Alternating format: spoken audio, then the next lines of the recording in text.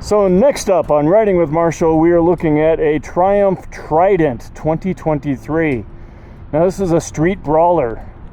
It will mess you up, whatever you're riding. It's gonna mess you up, yeah. So, never ridden it before. And Zach here is gonna tell me something about it. How many cylinders, Zach? Of course, it's a Triumph, so you know it's going to have your 3.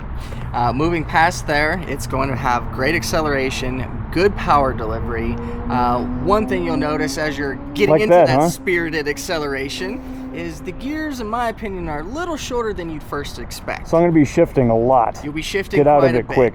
which honestly is a lot more fun, keeps you very engaged on the motorcycle, and you'll have a great time on it. So does that mean that the horsepower is not in the high range since it won't let you get up there?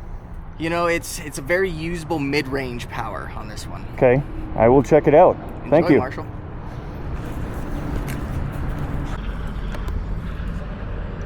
I'm going to be leaning over it.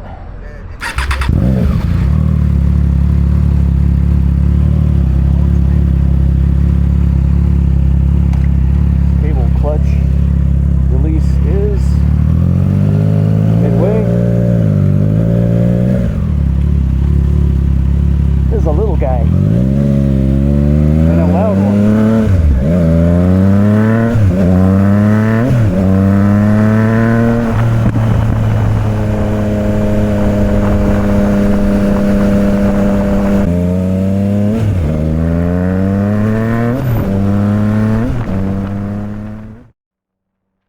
So this Triumph Trident 660 is a 2023, and it features an aftermarket exhaust, so it is fairly loud.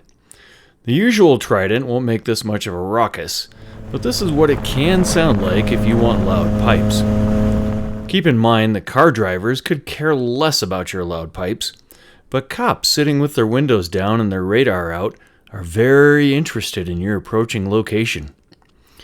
That said, this bike doesn't feel a whole lot larger to me than a Grom, but the similarities end right there.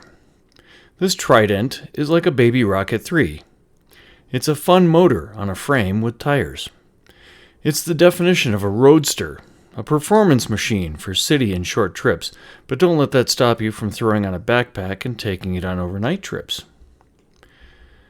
The motor is a 660cc 12-valve inline triple, and the 2023 model puts out 80 horsepower at 10,250 RPMs, which means you wind it up and you watch it go.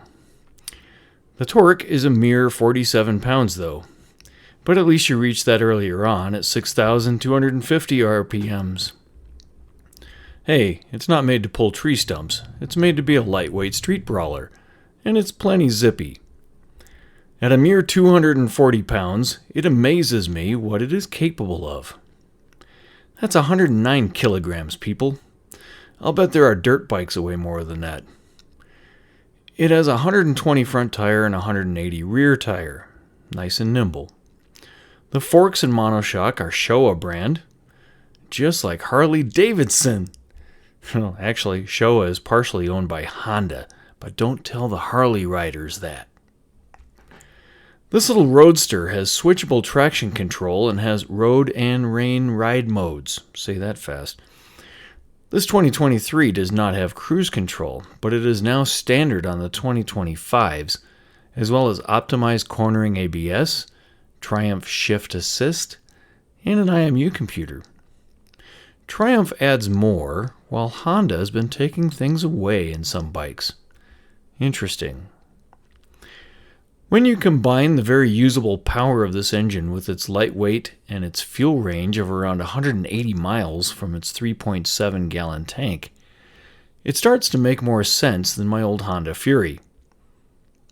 Okay, that bike actually made no sense in any form, and that's why I loved it. This bike, however, is easy to move around the parking lot, the garage, and maybe even slip it into your RV. Its competition might be a Rebel 500, of which this engine will leave that bike behind. I think it is more comfortable than the Rebel 500 of the same year. The seat height is 31.7 inches though, so a short person might prefer the Rebel. I'll bet my daughter could easily handle this bike though, well, with her riding boots on because she's 5'1", but she would also prefer the sportier style over the cruiser style of the Rebel. Maybe I should buy one and let her ride it when she comes over. Well, I can't buy this one. It's already sold. Interstate Honda might have another one, though, if you check their website, interstatehonda.com. Or if you really want to get one from a Triumph dealer, I know NOCO Power Sports in Fort Collins has one or two as well, and they are just right across the freeway. So if you are a beginning rider, a shorter rider, or even a tall old pro that just wants a lightweight roadster to play with, the Trident 660 will do fine. And it looks pretty cool too. So they say loud pipes save lives. Hasn't been, in my experience, on the bikes that I've had loud pipes on, I get aimed right at. I can tell you something that loud pipes won't save though, and that's your hearing. This little thing here, man, that thing's loud. I took off on it, and the first thing I thought was, what vehicle is making that noise? Oh wait, I am. So, look at the cute little dipstick right there. Isn't that adorable? That's a cute little dipstick for a tiny little sump on a Triumph triple. And I gotta tell you, if you're a short person and you're worried about what bike you can ride, the Triumph Trident will certainly fit the bill. I fit it very comfortably, surprisingly, of the aggressive riding stance. As you can see, your legs go back behind you. But it's quite the street brawler. Power-wise, well, the power was in the mid-range, as Zach said. Beautiful bike, very maneuverable, very small compared to the stuff I'm used to.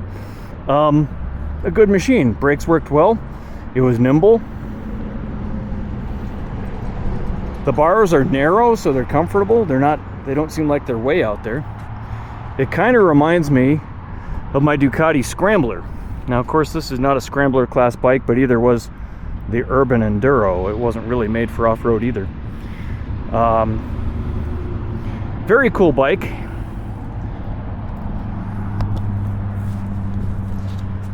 And you can find it at Interstate Honda, of course. And you can also go to interstatehonda.com to see what else they have and to check the prices on this bike. So, Triumph Trident. Yeah, that's another new bike for me. And no vibration, surprisingly. Comfortable seat. Wasn't sliding me into the tank as much as I thought it would be.